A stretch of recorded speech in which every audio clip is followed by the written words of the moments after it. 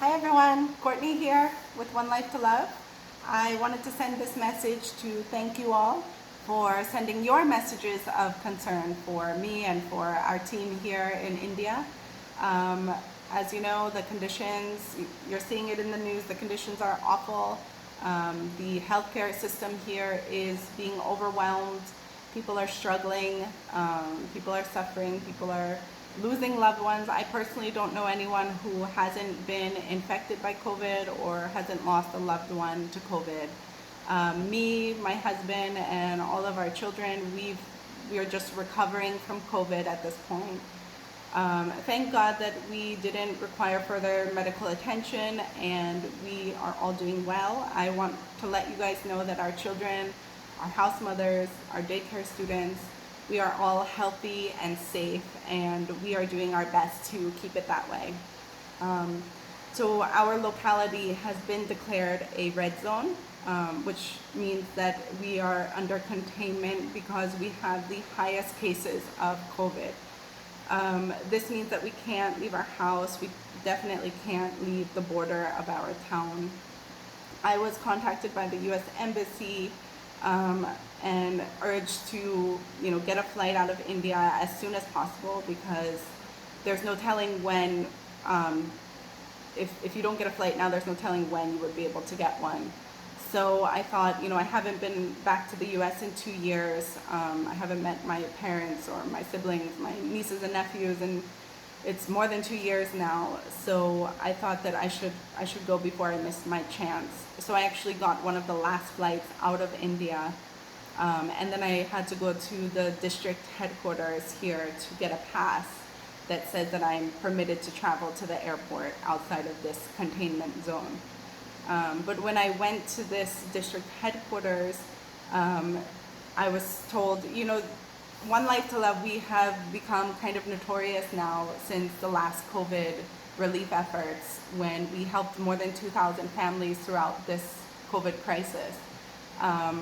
Now our work among the migrant community and these economically disadvantaged communities has become well known. So when I went for my pass, I was urged by the authorities there to stay behind. The fact is now that in Delhi, oxygen is available, medical care is available, but they just lack the manpower because so many people are being infected by COVID. So at this point, they need all hands on deck. So talking to the leaders there and the authority there, I decided to cancel my ticket and to stay behind and work for COVID relief here in India. Last year we distributed relief packs to more than 2,000 migrant families who were on the verge of starvation. They had no other option. So now what we are continuing to do is distribute those relief packs to these migrant communities, these slum communities, and also to people who have lost their jobs in this lockdown, people who are just struggling to make ends meet. So One Life to Love is providing care packages which you can donate towards. It's $12 for one care package, which includes all of the food, vegetables, dry rations, hygiene supplies, sanitary pads, everything that a small family would need for 1 week. If you feel that, I know a lot of you are asking, how can I help? If you donate $12, that goes towards a relief pack for a family in need. And every donation counts, every little bit helps us. The more support that we gain, the more people we're able to help. Another thing that the government has implemented now, I know you've seen it in the news, people are just lined up outside of hospitals and hospitals are being overwhelmed. They're just not able to meet everyone's needs at this point. And that's largely due to a lack of communication. People are just flooding hospitals, not only from Delhi, but from outside states and places outside or way far from Delhi. Delhi is notorious for having some of the best hospitals and healthcare in India, so it's no wonder why it's happening. Of course, if someone's loved one is fallen sick and is suspected to have COVID, they would want the best care for their loved one, and that is why they're coming to Delhi. and these hospitals are being overwhelmed. So the government now has implemented an online portal where if you're in need of a bed in a hospital or an oxygen cylinder or any kind of health, medical attention, you can register online for that, and they will give you the contact and the address, and they will book that for you in that particular hospital that has the availability. This is awesome. This is going to help thousands of people. It's going to really, help the issue right now. But when you think about the populations that we serve, these are families, these are individuals who are uneducated. Many of them are illiterate. They're not able to even write their own name. Many of them don't have access to smart devices. They don't have access to internet. They don't even know, they can't even read the news to know that these things are available.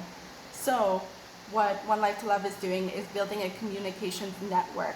We are, in essence, bridging the gap between resource providers and those in need of these resources.